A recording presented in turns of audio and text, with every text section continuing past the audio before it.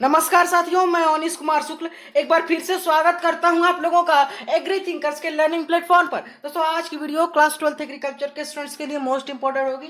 कक्षा का 12 कृषि में एक सब्जेक्ट होता है एग्रीकल्चर केमिस्ट्री, कृषि रसायन विज्ञान। इसके 2-3 लेक्चर ऑलरेडी हमारे चैनल पर आ चुके हैं, जैसे कि हमारा जो इंट्रोडक्टरी क्लास है और रासायनिक और भौतिक परिवर्तन है। आज का हमारा चैप्टर है रासायनिक संयोग के नियम, लॉज ऑफ केमिकल कॉम्बिनेशन। इसमें 5 प्रकार के आपको जो केमिकल कॉम्बिनेशन है, रासायनिक संयोग है, उसको पढ़ने होते हैं। काफी इंटरेस्टिंग चैप्टर है, तो जुड़े बने रहें लास्ट तक। देखिए यहाँ पर 5 नियम है, ठीक है।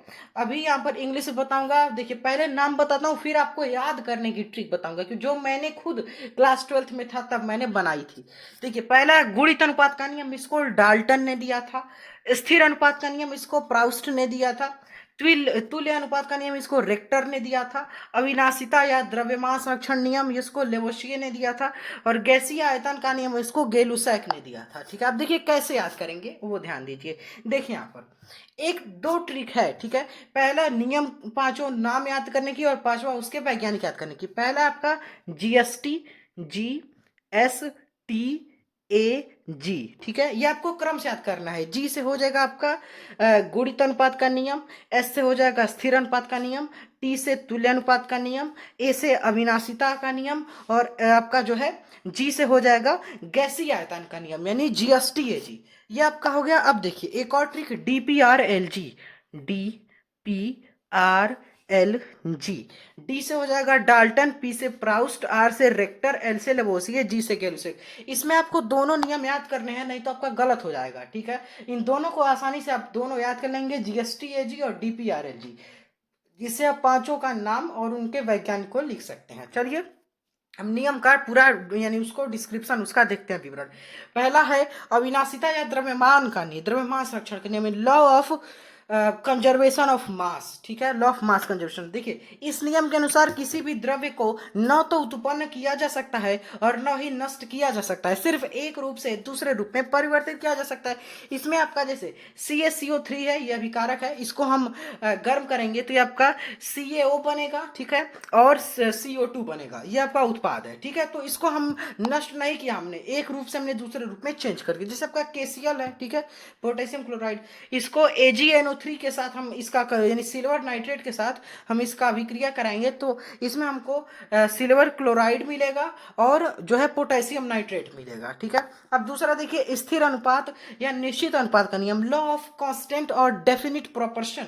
देखिए, इस नियम के अनुसार जब कोई भी यौगिक किसी भी विधि से प्राप्त किया जाता है, तो उसमें क्या होता है, उसमें आपका उपस्थित तत्वों का अनुपात भार के अनुसार सदैव स्थिर या निश्चित रहता है। जैसे आपका H2O है, तो इसमें आपका हाइड्रोजन जो है वो 3 भाग होगा और ऑक्सीजन आपका वहां पे 8 होगा, तो ये निश्चित रहता है, ठीक है।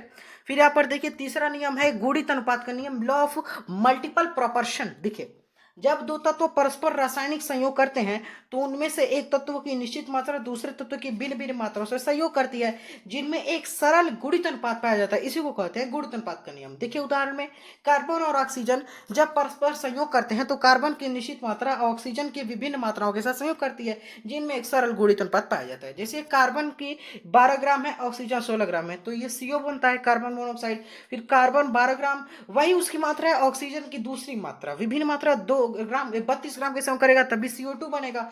और जैसे सल्फर है, ये ऑक्सीजन के साथ संयोग करेगा तो SO2 बनेगा, और O3 के साथ संयोग करेगा तो SO3 बनेगा, ठीक है। अब देखिए चौथा है आपका तुल्य या व्युत्क्रम अनुपात का नियम, लॉ ऑफ रेसिप्रोकल कम्युनिकेशन। इसको हमने बताया आपको, रेक्टर ने दिया था 1992 में। DPRLG, GSTAG से याद रखेंगे। इस नियम के अनुसार जब दो तत्वों की भिन्न भिन्न मात्राएं किसी तीसरे तत्व की निश्चित मात्रा से रासायनिक संयोग करती हैं, तो इनमें वह आपस में उसी अनुपात अथवा एक सरल अनुपात में होती हैं। ये आप उदाहरण देख सकते हैं। फिर देखिए, गैसीय आयतन संबंधी नियम, लॉ ऑफ गैसियस वॉल्यूम, ये 1808 में इसको हमने बताया आपको, गेलुसैक ने दिया था, ठीक है।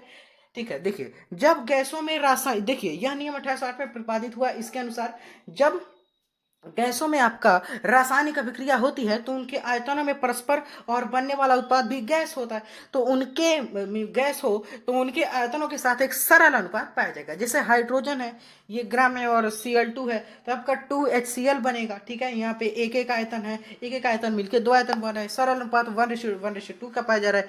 यहाँ पर देखिए 100 ग्राम CaCO3 को गर्म करने पर 56 ग्राम कैल्शियम ऑक्साइड प्राप्त होता है। इसमें CO2 की जो है मात्रा वहाँ पर आपको पता चल जाएगी। ठीक है, वो आपका न्यूमेरिकल है, उसको आप लोग देख लेंगे। अब देखिए यहाँ पर जो है हम कुछ चीज़ें देखते हैं।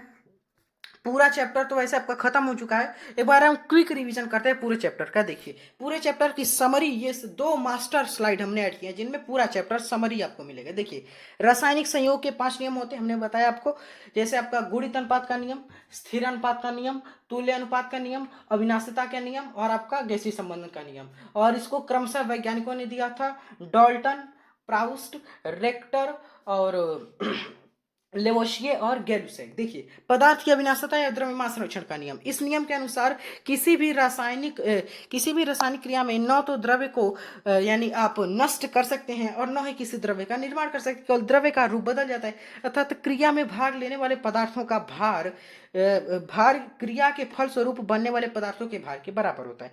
फिर है स्थिर अनुपात का नियम, इस नियम के अनुसार कोई भी यौगिक चाहे किसी भी रीति और किसी भी स्थान पर क्यों न बनाया गया हो, उसमें उपस्थित तत्वों का अनुपात सदैव एक सा रहता है। जैसे कि आपका H2O है, हाइड्रोजन 2 भाग, ऑक्सीजन 1 भाग होगा। ठीक है, गुणित अनुपात का नियम देखिए, इस नियम के अनुसार जब 2 तत्व आपस में संयोग करके 2 या 2 से अधिक यौगिक बनाते हैं तो एक तत्व की विभिन्न मात्राएं दूसरे तत्व की निश्चित मात्रा से संयोग करती हैं, जिसमें परस्पर जो है वो सरल अनुपाती होती हैं। तुल्य अनुपात का नियम देखिए, तो इस नियम के अनुसार 2 तत्वों की भिन्न भिन्न मात्राएं जब किसी तीसरे तत्व की निश्चित मात्रा से संयोग करती हैं तो आपस में उसी अनुपात में संयोग करेंगी जिससे कि तीसरे तत्व की निश्चित मात्रा से संयोग करती हैं, अथवा उस अनुपात की सरल गुणक होगी। छठा देखिए गैलुसेक का गैसीय आयतन संबंधी नियम, तो इस नियम के अनुसार क्या होता है आपका, समान ताप पर जब 2 या 2 से अधिक गैसें परस्पर संयोग करती हैं तो उनके आयतन सरल अनुपाती होते हैं, और यदि अभिक्रिया के फलस्वरूप बना हुआ पदार्थ भी गैसीय है तो उनका आयतन भी अभिकारक गैसों का सरल अनुपाती होगा।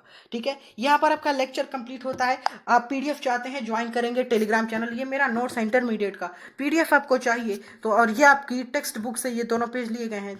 ठीक है, तो आपको जैसे आपको जब बुक भी हम रखते हैं, जब जिस की जरूरत पड़ती, देखिए जैसे हम आपको सोशल मीडिया से भी इंफॉर्मेशन कलेक्ट करके वीडियोस में लाते हैं। ठीक है, बुक भी रखते हैं, टॉप 10 रखते हैं, टेक्स्ट बुक रहते हैं, हमारे नोट्स रखते हैं, काफ़ी सारी चीज सोर्स से हम आपके लिए इंफॉर्मेशन जो है वो लाते हैं।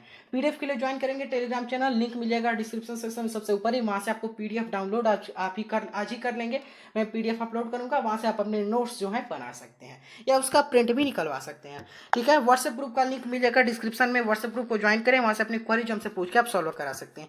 यहाँ पर इंस्ट्रक्शंस है जिनको आप फॉलो करेंगे, जुड़े रहें एग्री थिंकर्स के साथ। Thanks for watching, have a nice day, take